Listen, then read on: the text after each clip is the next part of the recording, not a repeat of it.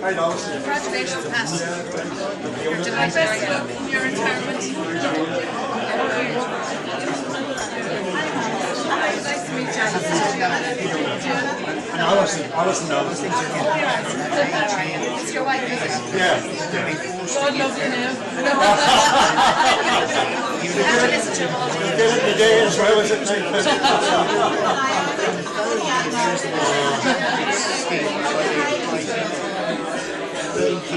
all the grandchildren here.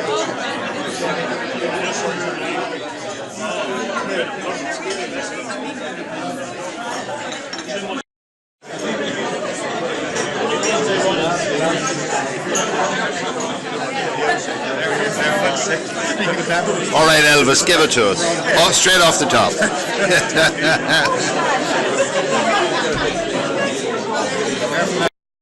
Of Pat's retirement.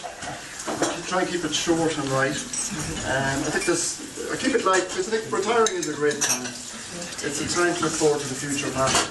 So you enjoy it. Again and again. And be sure that yourself and Alison will have a wonderful time in the next 40 years. And remember, try and make it as long as possible because the taxpayers pay and you get more back. Okay? Well, God help me. I'll be on your spread. Just from a personal point of view, I've been working with Pat for 18 years now, alongside him, and I've always found him to be technically very good, always willing and able, always helps out whenever he could, and he was great to work with, and I thoroughly enjoyed working with Pat. He also has a great sense of humour. It's one of his traits he has. I remember one of the first weeks I was in my office and he came over and we were chatting and my fluorescent light was humming. And I said, Pat, by the way, my fluorescent light is humming. And he said, it's humming, Connor, because it doesn't know the words.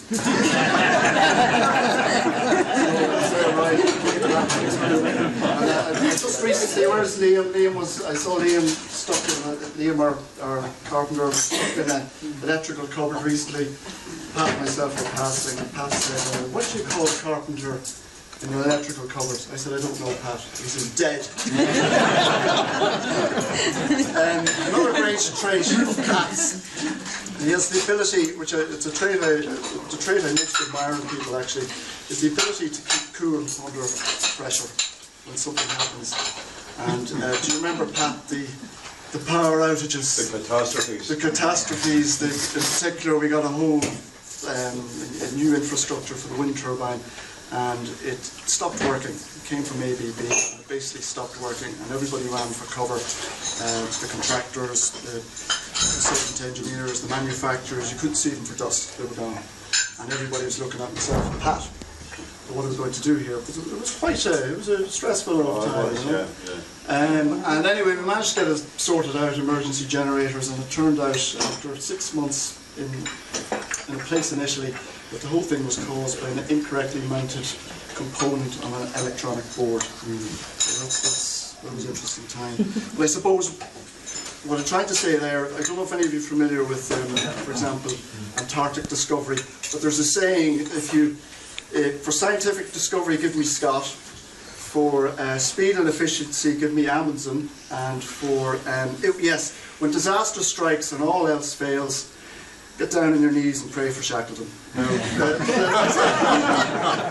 Pat was certainly my Shackleton in those days. Thank you very much for that, Pat.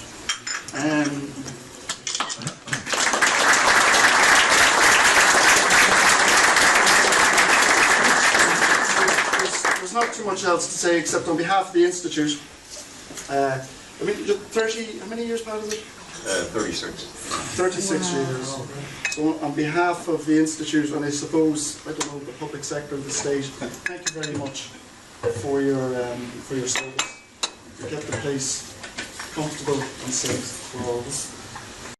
Just ask everybody if you're sitting and you'd like to stand up, just to give Pat, finish off a big round of applause to thank him for his 36 years.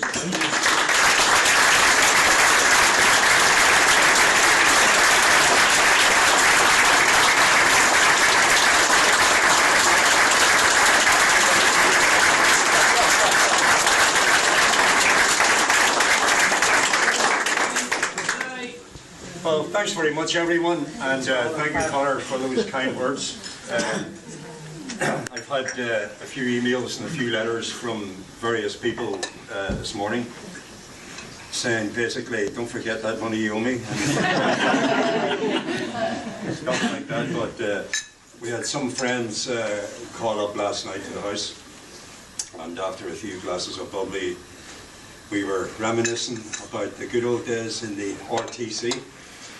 And we were talking about things that happened, like concerts where Boyzone came here, and about 900 screaming kids were down in the MTC, and they were going up and down on this forklift truck, dressed as a rocket.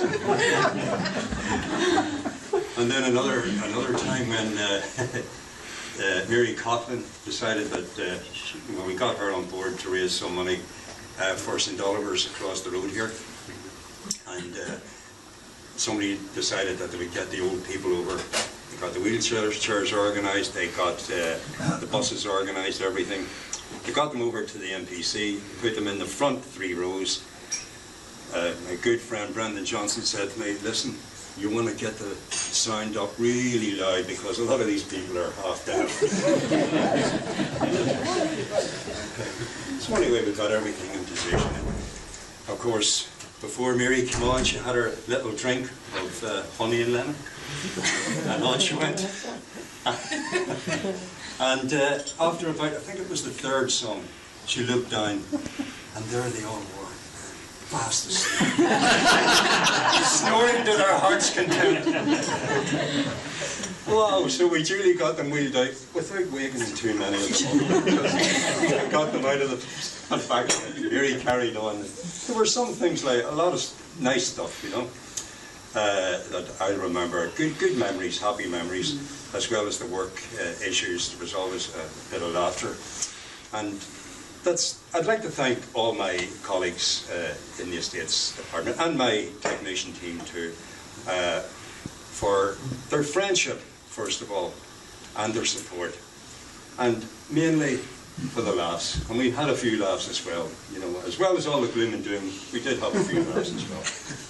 So thank you very much, everyone, for coming along, and hopefully I'll see you in the not too far away future, and all I can say is good luck to you all.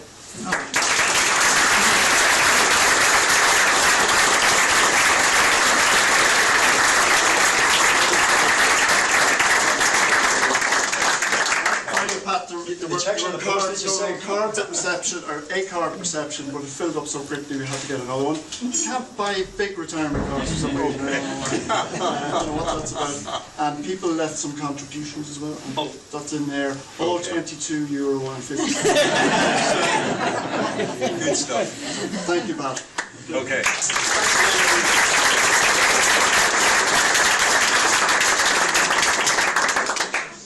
And did you get a piece of cake now? Yes. You have to film a couple of the cake. How are you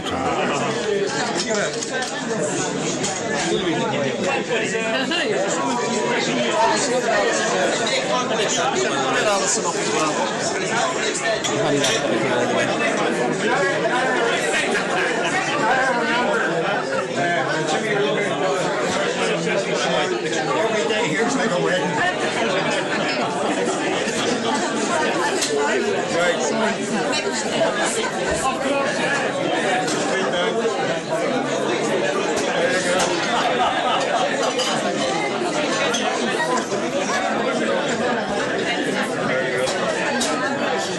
go.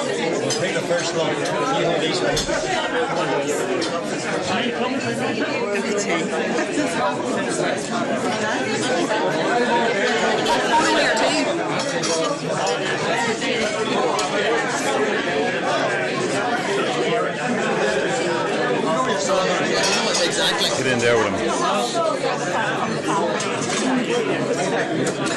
Right, get a picture. Could you take a picture, Liam, of us? Gillian.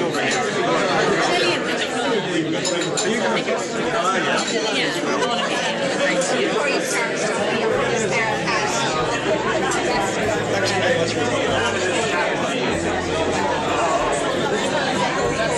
All right, Peter.